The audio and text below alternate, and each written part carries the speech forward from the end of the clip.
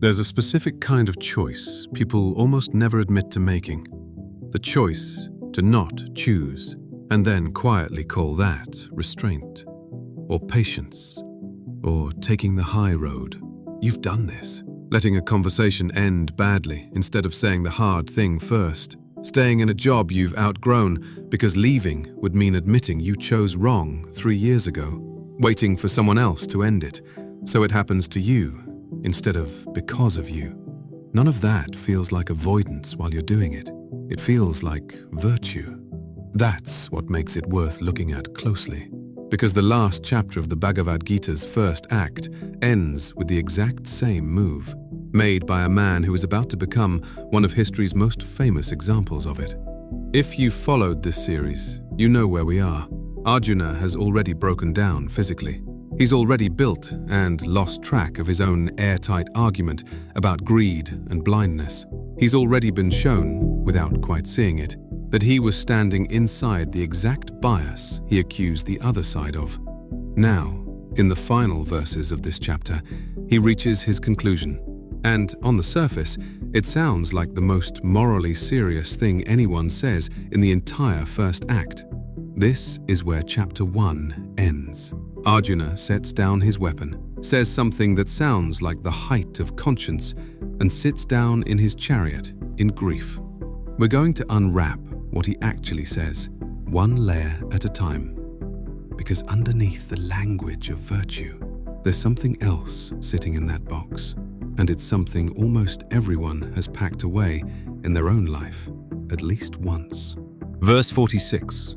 Arjuna says, "If the sons of Dhritarashtra, weapons in hand, were to kill me while I stand here unarmed and offering no resistance, that would be more agreeable to me." Read that plainly, without the poetry of the language softening it. He is not asking for the fighting to stop. He is not proposing peace, a truce, or a way out that spares anyone. He is asking to be the one who dies, unarmed, doing nothing, because that outcome to him sounds better than the alternative. Better than what, exactly? Not better for the Pandavas. His death changes nothing about whether the war happens or who wins it. Not better for the people he loves, not better for anyone standing in that field. Better for one person only, Arjuna himself, in the specific sense that if he dies without ever raising a weapon, he never has to be the one who made the choice.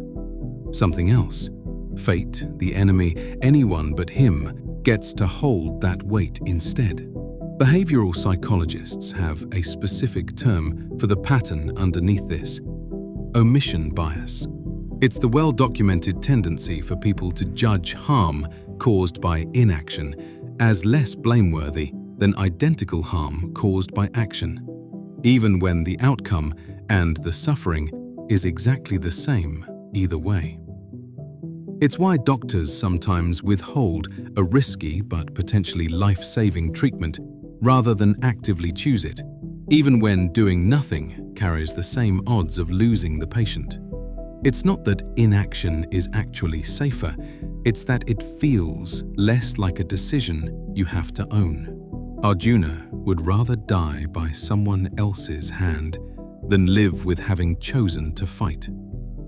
Not because dying is safer, because it doesn't feel like a choice. There's a detail the commentary catches that most retellings leave out entirely.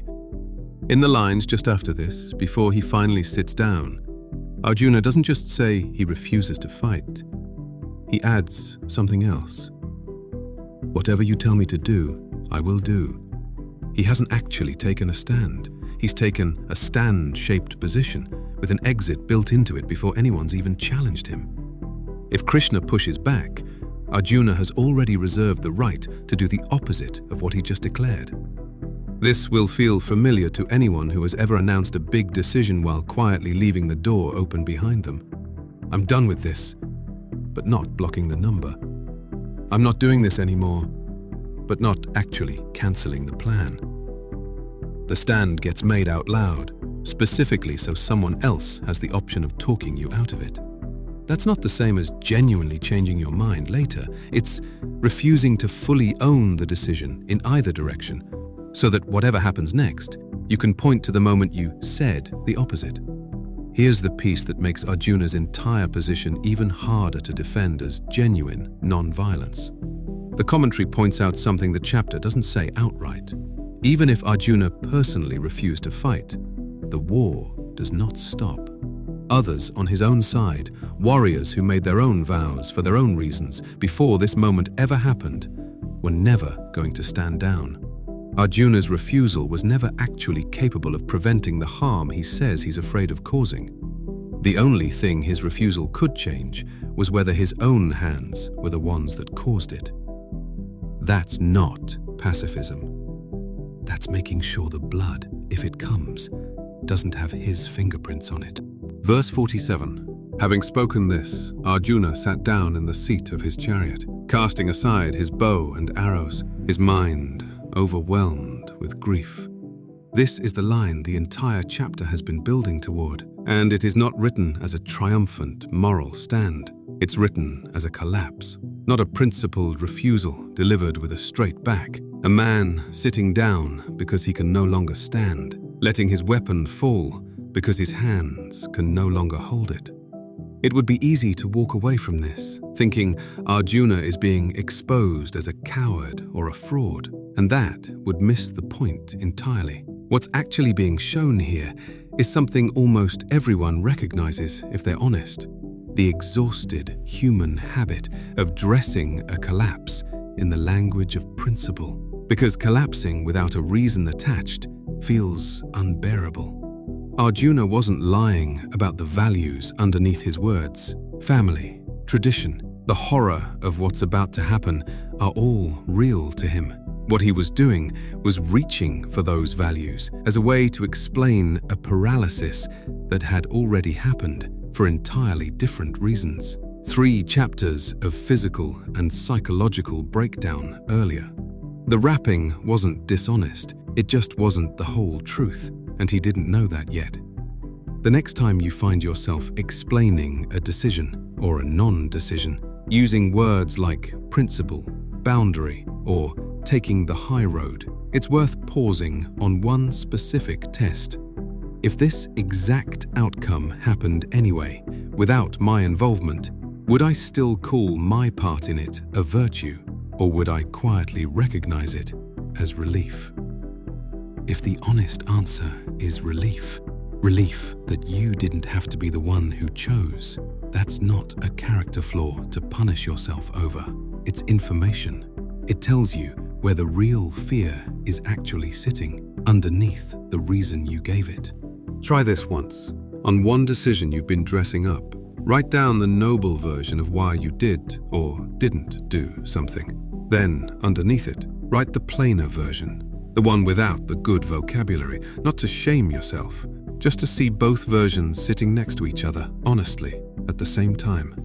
Most people never do this, because the noble version is more comfortable to live inside. But the plain version is the one that actually tells you what you're afraid of, and only one of those 2 versions is useful the next time you're standing in front of the same kind of choice. 3 things for the next time you dress a hard feeling in noble language. Name the relief, honestly, if it's there. Unwrap the reason you're giving yourself at least once, all the way down to what's actually underneath it. And choose anyway. Not because avoidance is shameful, but because a choice you actually make, even a hard or imperfect one, belongs to you in a way an avoided one never will. 6 times now, this chapter has shown the same mind protecting itself in a different disguise, drawing a hard line between us and them, reaching for someone else's old wound to secure loyalty, mistaking size for strength, feeling a truth arrive as physical pain instead of words, freezing when the body decides a threat is too large to face, building a perfect case against someone else's blindness while standing inside your own. And now, finally, dressing the plainest, most human collapse in the most dignified language available, so it never has to be named for what it actually was. Through all of it, one person in this chariot has said almost nothing.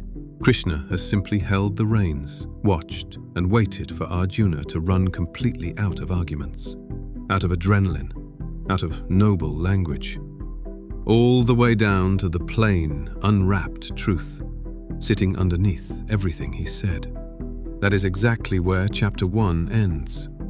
Not with a battle, with a man finally empty enough to actually listen. Everything up to this point has been Arjuna's side of the conversation. The next chapter is the first time Krishna actually speaks back, and the very first thing he says to a man who has just spent an entire chapter finding noble reasons not to choose is something almost nobody expects. It is not comfort. It is not agreement. It's the beginning of the only teaching in this entire text that matters more than anything Arjuna has said so far. And it starts with a single, direct sentence that changes the tone of the whole story.